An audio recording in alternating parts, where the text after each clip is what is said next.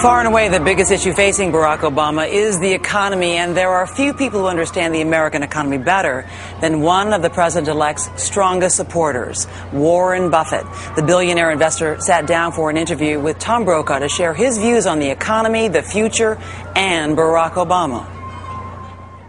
Last fall, Warren, a pollster told me that the election was between hope and fear. When it comes to the economy, who's winning, hope or fear? Well, right now, fear is. I mean, you're seeing it every place. You saw it in the sales of almost every item at Christmas. There's a lot of fear throughout the country.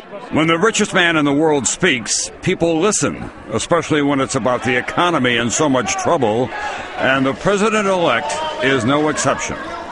I've got a friend who lives in Omaha. You may have heard of him, named Warren Buffett. My friend Warren Buffett.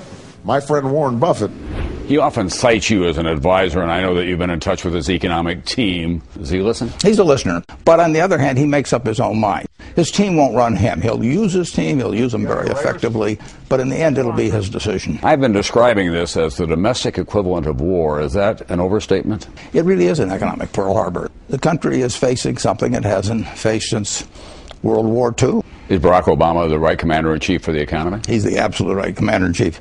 That's another thing the American people seem to do occasionally, is that we elect people that are right for the times, whether it was Lincoln or Roosevelt. You couldn't have anybody better in charge.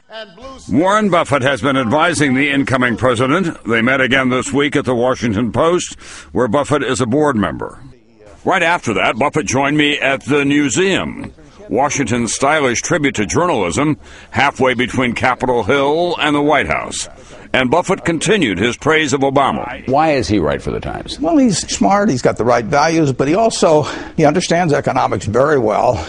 He's cool, he's analytical, but then when he gets it all thought through, he can convey to the American people what needs to be done, not to expect miracles, that it's going to take time, but that we're going to get to the other end. During the course of the campaign, when he talked about his economic policies, a lot of his opponents said he's a socialist.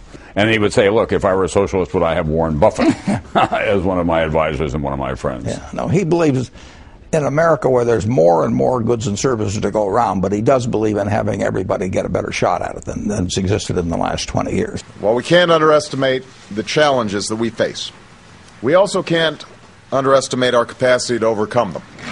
Even before he takes office, the president-elect is working hard to kickstart the economy, lobbying Congress to pass that big stimulus program fast. We know, or we have a pretty good idea, what the stimulus program will mean to the economy in terms of raw dollars and so on.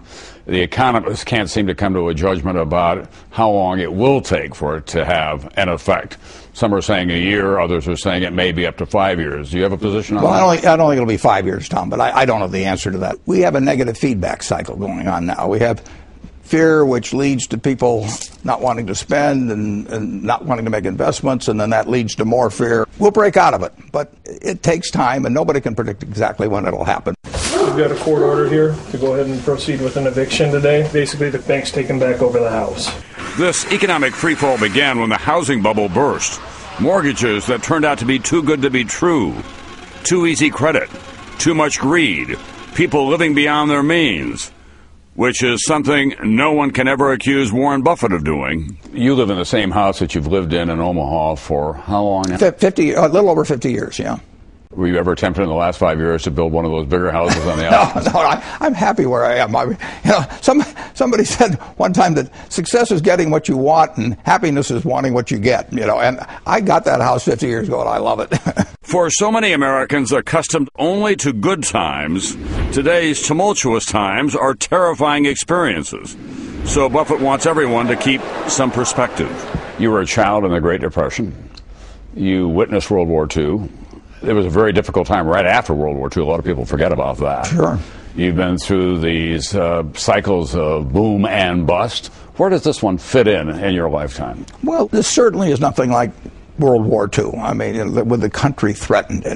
It's not like the Great Depression, but it's a severe economic. I mean, this is number one since World War II. But since 1776, it's never paid to bet against America. We come through things, but it's not always a smooth ride. Ask not what your country can do for you. ask what you can do for your country. In Barack Obama, people do hear echoes of another young president in another time. And there is great anticipation for the new president's inaugural speech on Tuesday.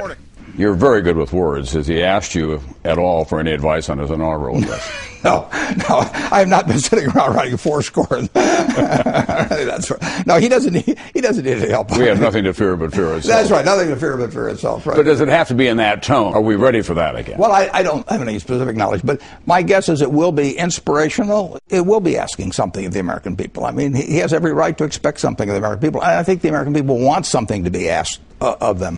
And above all, I will ask you to join in the work of remaking this nation the only way it's been done in America for 221 years.